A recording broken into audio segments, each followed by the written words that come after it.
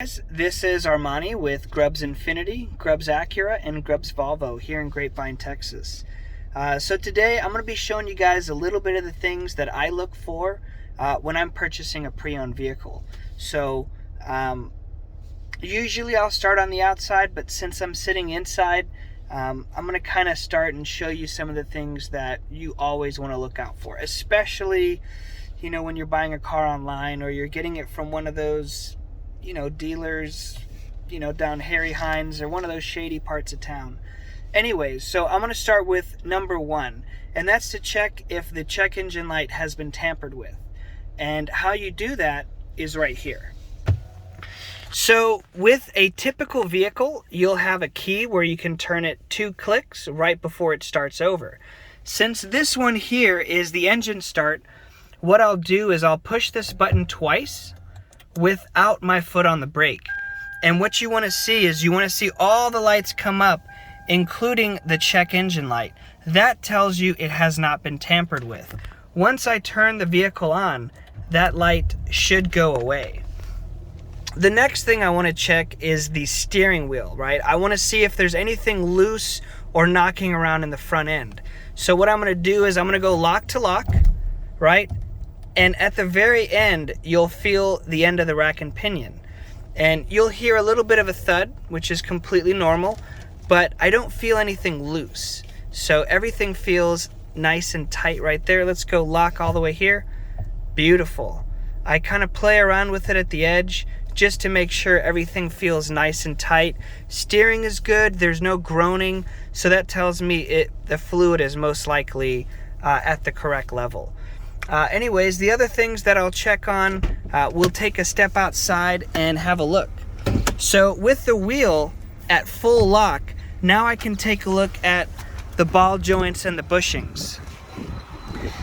Typically when you're dealing with high mileage cars, this is where there tends to be a problem area.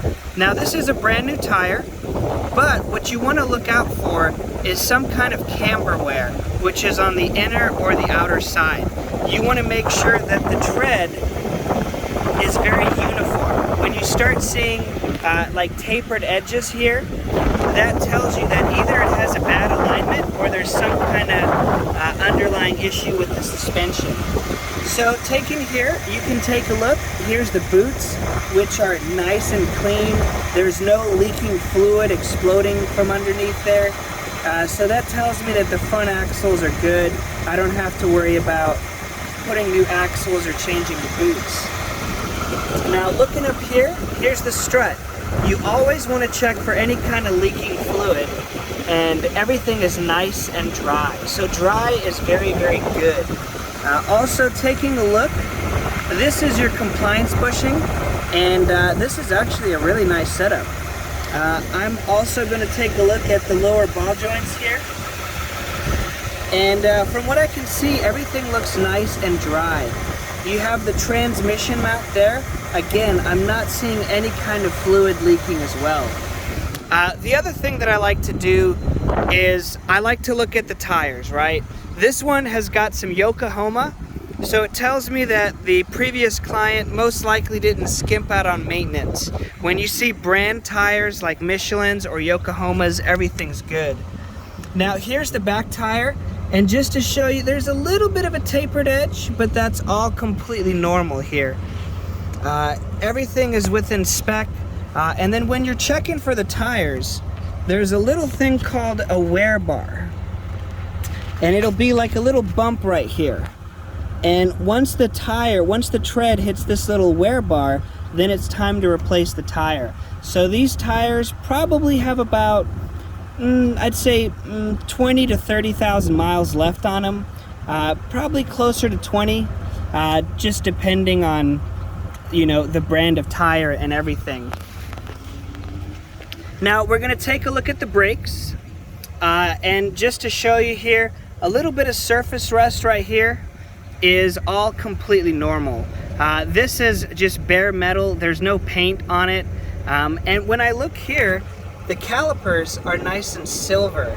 And then I can barely get the camera in there, but if I stick my finger in, you can see that there's quite a lot of space. So these rear brakes most likely have been replaced within the last couple thousand miles. Now, taking a look at the front rotors, you see this beautiful shiny surface. So this car's only been driven a couple feet since the last time it got wet. So you'll see that it's not all perfectly mirror coated. Now the front brakes, when I stick my finger in here, you can see here's the back brakes, 10 millimeters. The front brakes are probably at about 6 millimeters. So that's telling me that you've got about 50% of the life in your brakes. But this is cool here. You'll notice it has a vent chamber at the bottom and the top over here. So there's the top and there's the bottom. So these are really, really nice brakes overall. Now, taking a look at the transmission, you can see, it's kind of hard to see on the camera, but everything is nice and dry. I'm not seeing any kind of wet. Wet is not good. These also Japanese cars with the JM logo. These are some quality rims.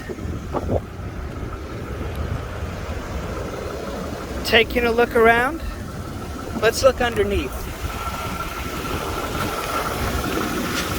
So the car's running and you see a little bit of water. That's completely normal. That's from the air conditioning. But look at that. Beautiful, beautiful, bone dry. Absolutely bone dry. There's a little bit of, it doesn't even look like seepage, but everything's good. This is your oil pan up here. There we go.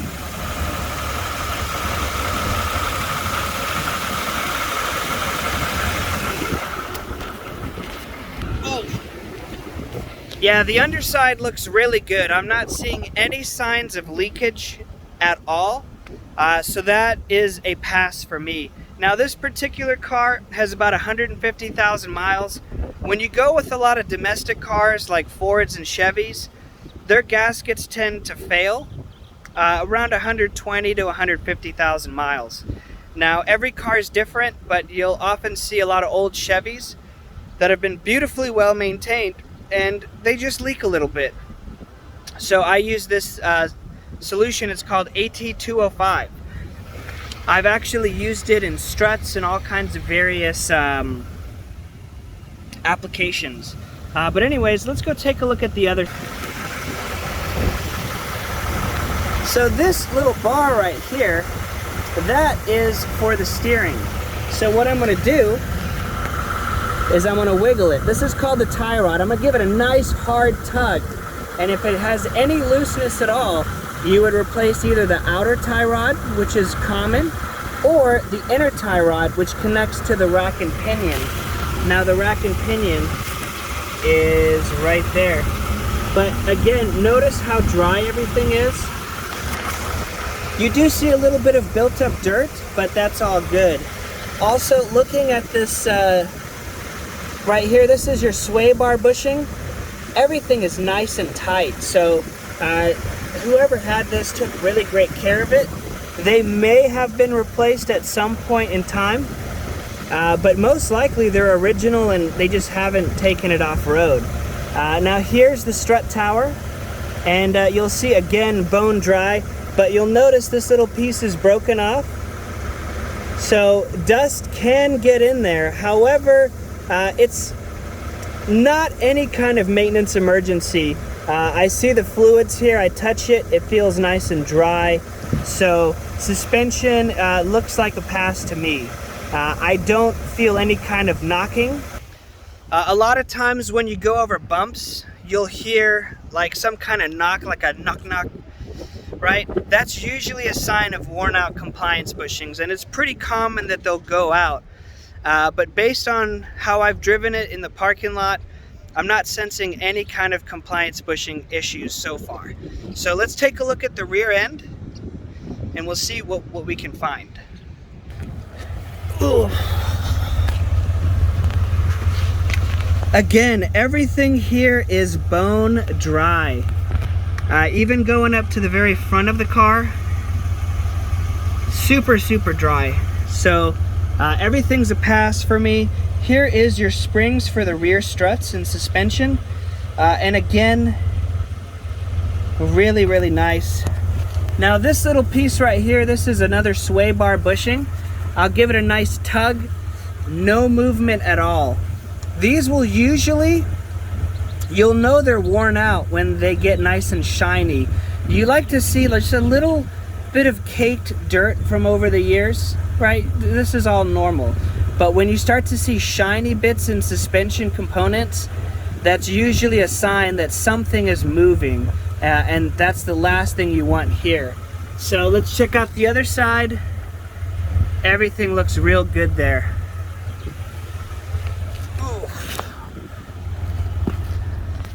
Now, whenever I look at a vehicle, I like to inspect and make sure that all the panel gaps are tight and consistent, right?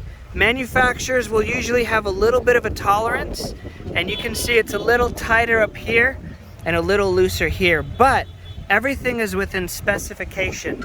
So this panel gap, again, perfect. This one here in the front, very, very important. Panel gap, perfect. Again, a little wide right here, but everything is within spec.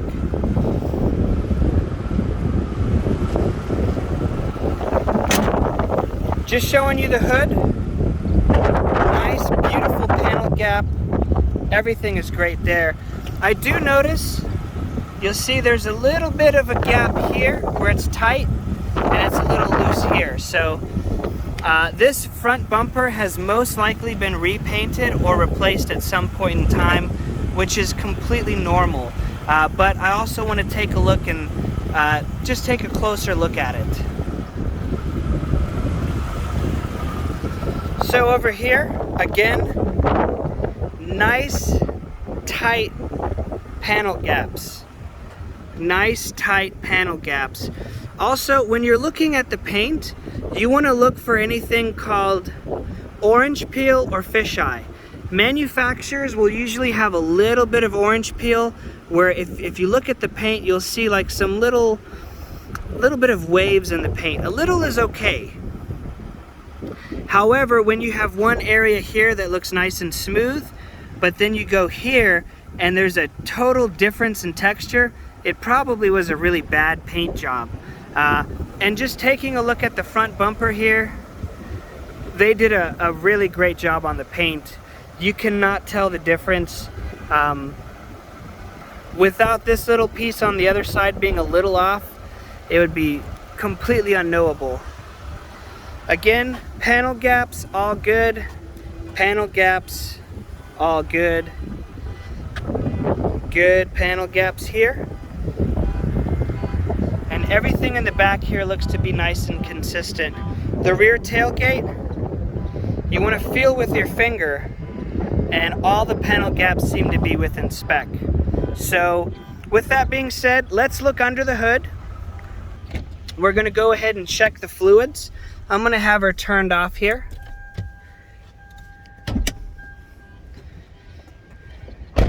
Now, because she's hot, you don't want to open the coolant.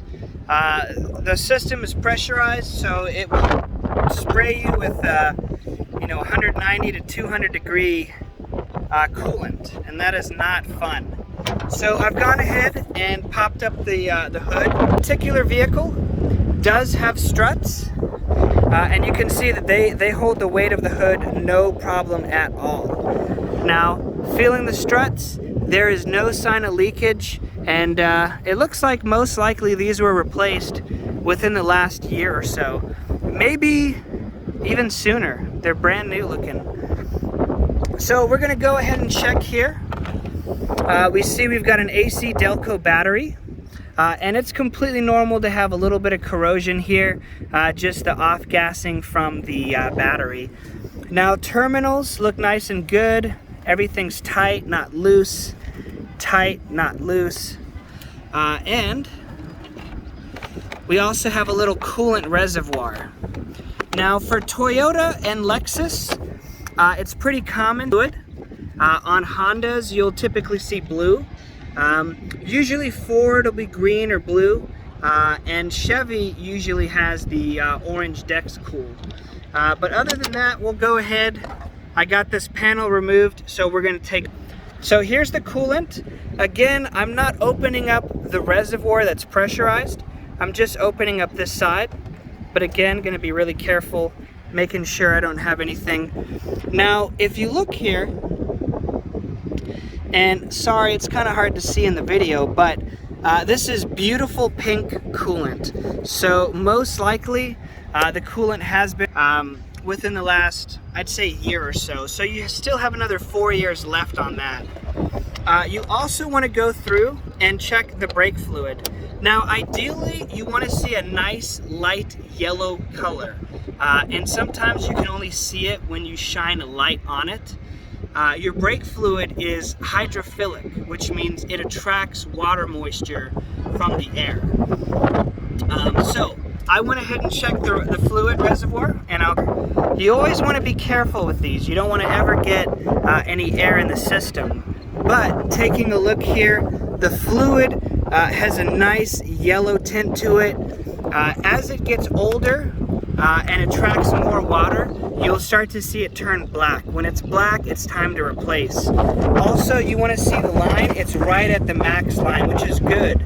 Now, normally brake pads, as your brake pad wears from 10 millimeters down to about 2, this line will drop with it. So if you haven't replaced the brake pads and they're old and the fluid's low, I would not add fluid, because when you put new brake pads on, you might have some excess spillage. Now, these hydraulic systems, they're usually vacuum actuated, so there's a little line from the engine to this to help assist with the brake power. And we're going to test the brakes in a little bit. Anyways, so this is the legendary 2GR FE engine. It's been in production for, I want to say, about 20 years. And this is the same motor you'd find on a V6 Camry. You can also find it on a Avalon. It's in the Highlander, and it's also in a couple of the Lexuses, the ES350, the RX350, and just a bunch of other vehicles. But everything looks nice and clean. I love to see. You'll notice this is a Texas car. I'm not seeing any kinds of rust, right? You'll typically see that for northern cars or cars near the ocean. Now, I always like to open these up. Typically, Toyotas, you'll see a lot of sludge buildup, so a lot of black. But I've already checked this one, and it looks beautiful, right? This nice golden, almost yellow color. That is beautiful. So that tells me this car was consistently maintained. And then of course we want to go ahead and check the fluid, which I don't have any paper towel on me, so I won't be able to check the level. But you can see brand new fluid. Most likely it's up to the right level. We have master technicians who work on our vehicles. But I just want to take a look at the fan here. Now you'll see a little bit of corrosion here and there, completely normal, but overall everything looks good. We have an official Denso part, so this is either original or I'd say most likely it's original, but really nice setup there.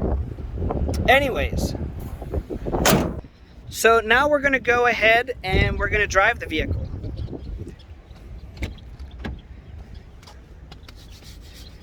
Got a little bit of dirt on my hands. All right, so we'll go ahead and start her up. Now, when I buy cars, I typically like to listen to it at a cold start. And what that'll tell me is when I start the car, if it's cold, if you start to hear any ticking or tapping, it could just be signs that either the engine's cold and hasn't had time to warm up to 190 degrees. Or there may be some other issue. But one thing you always want to do is you want to let the engine come up to operating temperature before you start revving hard. That way you can prolong the life of the engine. You can rev it while it's cold, you know, but it'd be something I would try to avoid personally. So what we'll do is we're going to go ahead and put her in drive. I'll get my seatbelt on. And let's do a brake test. So what I'm doing is I want to feel firmness on the brake paddle. Most modern cars, you typically don't see this issue a lot. Usually brake systems are very safe and very reliable. So I'm probably going 5 miles an hour, hit the brake, perfect. Now that the car is at a complete stop, I'm going to pump the pedal and listen to the sound, right? You'll hear a little bit of squish, but it gets firm. And ideally what you want is a nice firm brake pedal. When it goes all the way to the floor, you've definitely got a problem. So now that I'm driving, I'm here in a parking lot, I'm just gonna feel the chassis, and I'm feeling for anything that's loose, right? Sometimes a car might feel tight turning left, but loose turning right, and that's usually a sign of some worn suspension components. Everything feels nice and tight. The engine has a beautiful rev to it, which I love to hear. And then I'm also going to test out the transmission. So I'm going to drive her a little hard and aggressively. Yep, very nice. A lot of power. So we'll go ahead. I'm usually trying to get the engine between 3,000 and 5,000 RPMs just to make sure all the valves are working correctly. I mean, usually you won't have much issues, but it's always best to listen for any tapping or knocking sounds. Tapping or knocking is very, very bad. Or it could be. It could be something simple, or it could be you know, like a rod knocking, which is a definite game stopper. So now here I'm at a stop. Let's go ahead and test her out. I want to get her up to at least 70 or 80 miles an hour because, you know, I might be driving at that speed, right? At 40, car is perfect. Alignment, beautiful, perfect alignment. I love that. So we're gonna go ahead and get on the highway here. I got a little off ramp. At about 50, the car feels perfect, indistinguishable from a brand new car. Going around a curve, everything feels nice and tight. Hit the brakes. Perfect. So I did notice a little bit of a shimmy on the brakes, but it could be a sign that it's time to either get the rotors resurfaced or replaced. It is not a major concern. It's something that you could deal with or live with for, you know, another year or two, maybe 3, before you get it addressed. But it is something that I want to keep in mind. So I'm gonna pause it for a second. When I can get her up to 60 or 70, we'll take a look and see how she drives. All right, so here we are on the highway. I'm gonna get over here. Going about 65, car feels perfect, no vibrations whatsoever. You want to feel the steering wheel with your fingers. You want to feel the car with your toes on the pedal. So I'm gonna switch over lanes and give it some gas. Transmission is shifting perfectly. Here we are at 80 and here 85. Steering wheel is perfect. Alignment is perfect. So overall, this car has a pass for me. The only suggestion I would have in terms of drivability is I think it's definitely something you want to consider is changing the front brake pads and rotors. But other than that, I would give the car a solid 9 out of 10 considering the age of the vehicle and the mileage. This Lexus feels and drives very close to a new car. I do feel a little bit of shimmying on the brake, but that can be easily fixed with some new pads and maybe rotors or resurfacing. Anyways, I probably forgot a whole bunch of things, and I wasn't a total in-depth video, but I at least wanted to give you guys something to look forward, or give you some information on things to look for when buying a pre-owned vehicle. I can include another video on titles and just things to look out for, but it'll vary from state to state, right? Anyways, I hope you guys enjoyed the video. For me, it was really fun making, and I'd be more than happy to share my knowledge with anybody who's looking at a pre-owned vehicle. I've been doing this for 15 years now, and the reason I do this is because when I started, I got burned and ripped off, and I just fell in love with cars. I pride myself in the knowledge I have, and for me it's a blessing to be able to share it with you. Anyways, take care, and let me know if you have any questions, comments, or concerns.